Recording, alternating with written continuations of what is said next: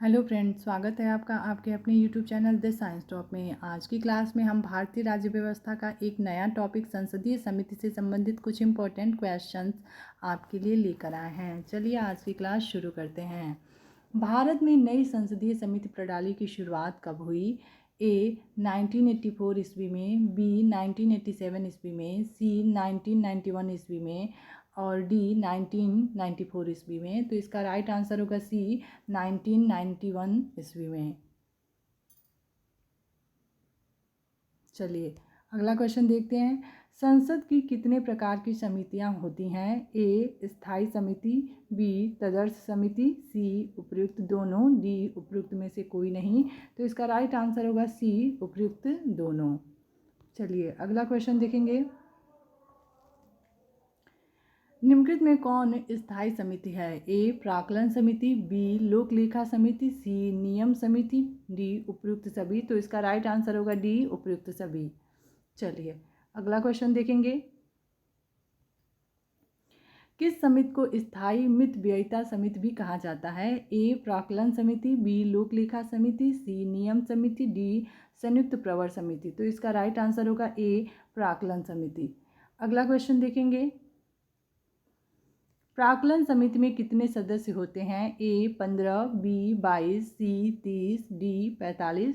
तो इसका right answer होगा सी 30। अगला क्वेश्चन देखेंगे।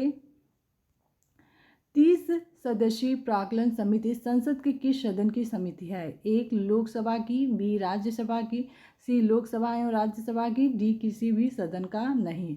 तो इसका राइट आंसर होगा ए लोकसभा की। उसके बाद अगला क्वेश्चन देखेंगे। निम्नलिखित में से कौन सी एक सबसे बड़ी संसदीय समिति है?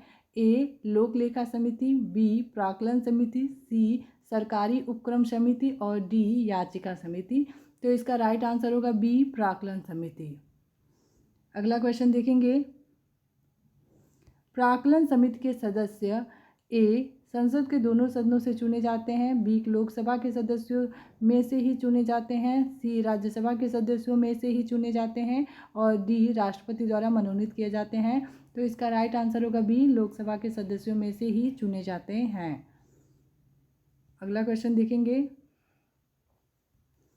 निम्न में से कौन सी संसदीय समिति में राज्यसभा का कोई सदस्य नहीं होता? ए लोक लेखा समिति, बी याचिका समिति, सी सार्वजनिक उपक्रमों संबंधी समिति, डी प्राक्कलन समिति। तो इसका राइट आंसर है डी प्राक्कलन समिति। अगला क्वेश्चन देखेंगे। निम्नलिखित में से किस समिति में राज्यसभा से सदस्य नहीं होते हैं? ए लोक लेखा समिति, बी सरकारी उपक्रम संबंधी समिति, सी प्राक्कलन समिति, डी अनुसूचित जातियों और अनुसूचित जनजातियों की कल्याण संबंधी समिति। तो इसका राइट आंसर होगा सी प्राक्कलन समिति। चलिए अगला क्वेश्चन देखेंगे।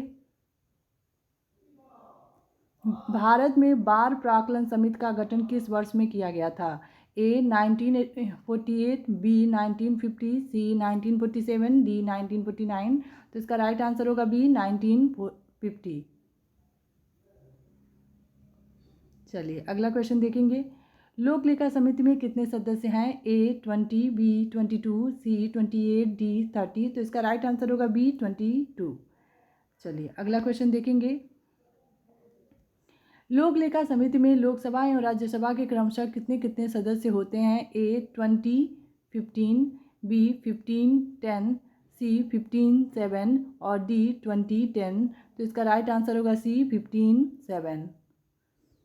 अगला क्वेश्चन देखेंगे।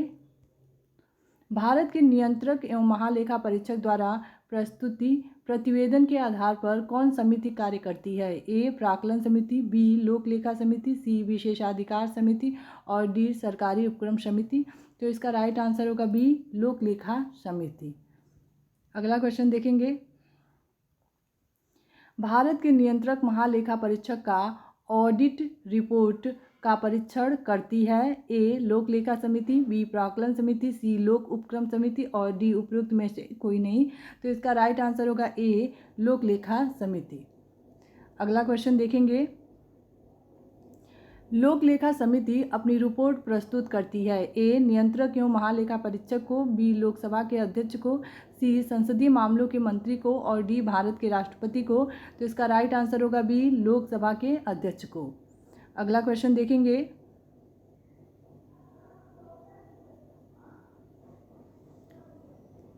भारतीय महानियंत्रक और महालेखा परीक्षक किसके लिए एक मित्र, दार्शनिक और मार्गदर्शक के रूप में कार्य करता है?